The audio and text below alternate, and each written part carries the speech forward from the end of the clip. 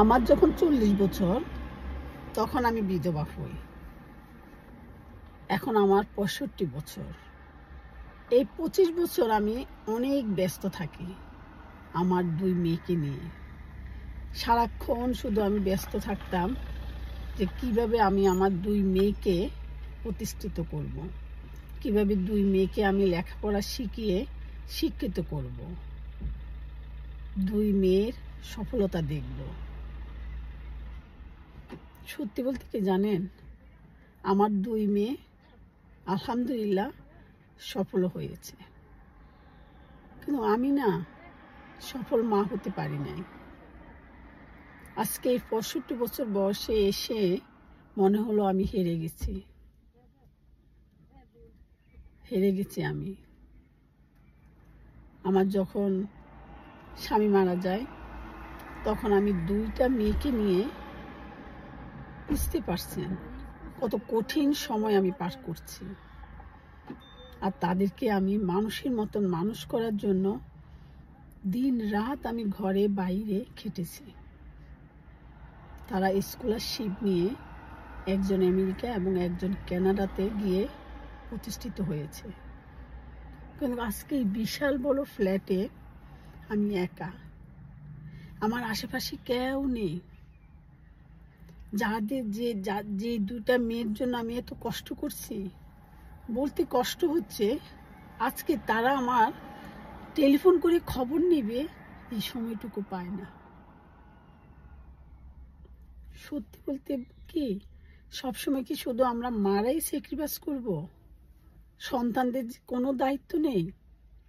তারা কি আমাদের জন্য একটু ছাড় দিতে পারে না? কই দিল? আমার 2 মেয়ে, ছোট মেয়ে আমার জন্য সময় বের করে অফিসে যাওয়ার সময়, তাও মন ভরে কথা বলতে পারি না। আর বড় মেয়ে, সে তো সময়ই পায় না, সে অফিস, ছেলে মেয়ে, স্বামী নিয়ে এত ব্যস্ত, সময় পায় না। এই তো এবার শেষ রোজার ঈদে একটু রাগ করছে। ঈদের দিন যে একটু মন ভরে কথা বলবো, সারাদিন পার হয়ে যায়। ঈদে তাদের কোনো ছুটি নেই। রাতে অপেক্ষায় আছি আমার মেয়ে ফোন করবে, কথা বলবো। ফোন করে সালাম বিনিময় দিয়ে বলে মা রাখি, অনেক টায়ার্ড। তখন আমারও বড্ড রাগ হলো, বললাম রেখে দাও। এখন আমি নিরুপায় হয়ে এই বৃদ্ধ আশ্রমটা খুঁজে বের করলাম, কারণ এখন আর একা একা ফ্ল্যাটে থাকতে ভালো লাগে না, সময় পার হয় না। সত্যি বলতে কি জানেন, বাইরের আত্মীয় স্বজন যতই খবর নেক, কিন্তু পেটের সন্তানদের সাথে কথা বলার অনুভূতি, ভালো লাগা সব কিছুই আলাদা। অনেক সময় মনের মধ্যে এমন অবস্থা হয় যে একটু তাদের সাথে মন ভরে কথা বলবো, এই সময়টুকু আমার হয়ে ওঠে না। একবার ভাবি যে এত লেখাপড়া না করিয়ে যদি তখন বিয়ে দিয়ে দিতাম, হয়তোবা 2টাই এখন দেশে থাকতো, বছরে অন্তত 2-3 বার আমার ফ্ল্যাটে এসে আমাকে সময় দিয়ে যেত। আবার ভাবি না থাক, আমি আমার দায়িত্ব পালন করছি, কারণ আমি তাদেরকে তাদের সুন্দর লাইফ দিয়ে দিছি। সবচেয়ে কষ্ট লাগছে কোথায় জানেন? ছোট মেয়েটা আসবে 5 বছর পরে, সব ঠিকঠাক, আমিও মহা খুশি, নাতি নাতনি নিয়ে আসবে। ঠিক আসার কয়েকদিন আগে বলে ফেললো আসতে পারবে না, সে অফিসের কাজে কেন জানি এটা ক্যান্সেল হয়ে গেল। সত্যি অনেক কষ্ট পেলাম। তাদেরকে আমি বলি যে এখন আমার নাতি নাতনি এরা বড় হয়ে গেছে, সবাইকে নিয়ে তোমার আশা লাগবে কেন? তোমরা তো প্লেনে উঠতে পারো, একা আসা যাওয়া করতে পারো, তোমরা একা এসে আমাকে দেখে যাও। আমাকে অন্তত 2-3 বছর পরে আমাকে একটু সময় দাও, তোমরা 2 সপ্তাহ আমার সাথে একটু এসে থাকো। এই সময়টুকু না আমার মেয়েরা বের করতে পারে না।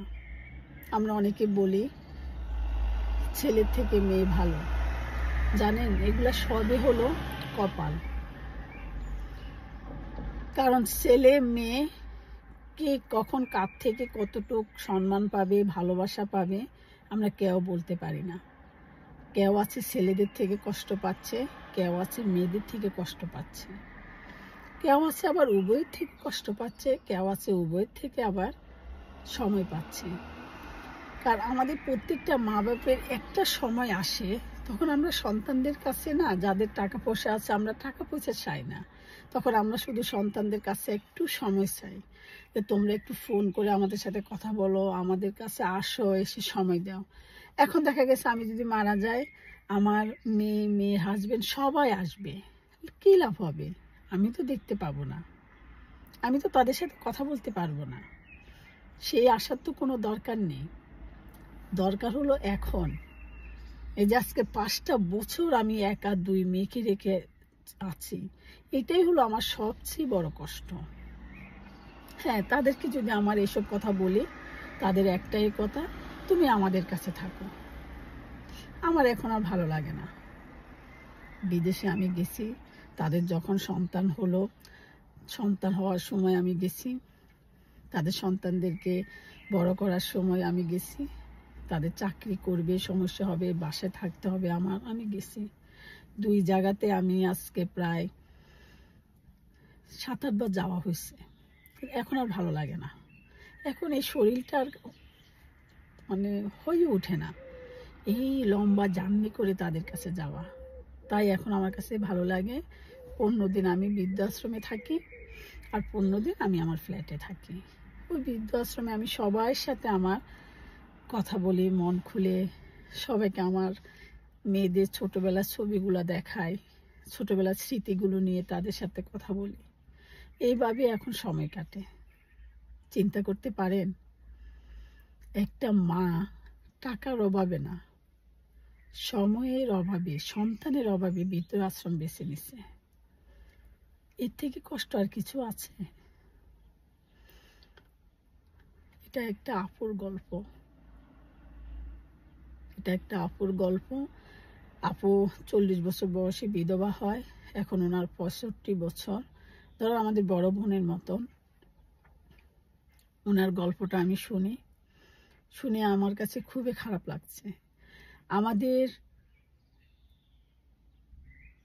বাংলাদেশে হাজার মা বাবা এমন আছে যে সন্তানদেরকে উচ্চশিক্ষিত করার জন্য বাইরের দেশে পাঠায়, তখন সন্তানরা আর মা বাবার শেষ বয়সে সময় দিতে পারে না।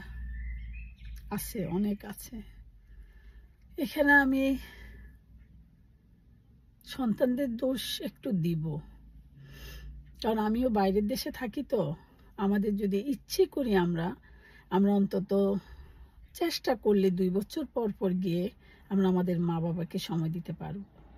হয়তো পরিবারের সবাইকে নিয়ে না গেলেও, কারণ এখানে বার্ষিক যে ছুটি প্রত্যেকটা লোকে পায় বছরে, সব দেশের সবাই, কিন্তু আমরা দেখা গেছে ওই ছুটিটা অন্য দেশে গিয়ে কাটাচ্ছি, অন্য প্ল্যান প্রোগ্রাম করতেছি। তাই আমরা দেশে গিয়ে আমাদের বৃদ্ধ বাবা মাকে সময় দিতে পারি না। তাই এই ভিডিওর মাধ্যমে আমি প্রত্যেকটা প্রবাসীকে অনুরোধ করব, যদি আপনাদের যাদের বাবা মা বৃদ্ধ দেশে রেখে আসছেন, আপনাদের কাছে এসে থাকতে চাচ্ছে না, আপনারা যাবেন। বছরে যে ছুটিটা পান, অন্তত 2 বছর বা প্রতি বছর একবার গিয়ে মা বাবাকে একটু সময় দিয়ে আসবেন, 2টা সপ্তাহ। আপনাদের কাছে কিন্তু আপনাদের বাবা মা বছরের বছর পরে থাকেন, চায় না। আর যাদের বাবা মার ইনকাম নেই, অবশ্য টাকা পয়সা পাঠাবেন, কষ্ট দিবেন না। আপনি শুধু একটু চিন্তা করে দেখেন, আপনি আপনার সন্তানকে যেভাবে কষ্ট করে বড় করছেন, আপনি আরও এখন আধুনিক সময় আছেন, আপনাদের কিন্তু আগের মতন বাবা মাদের মতন এত কষ্ট করতে হচ্ছে না। আগের বাবা মারা আরও অনেক কষ্ট করছে।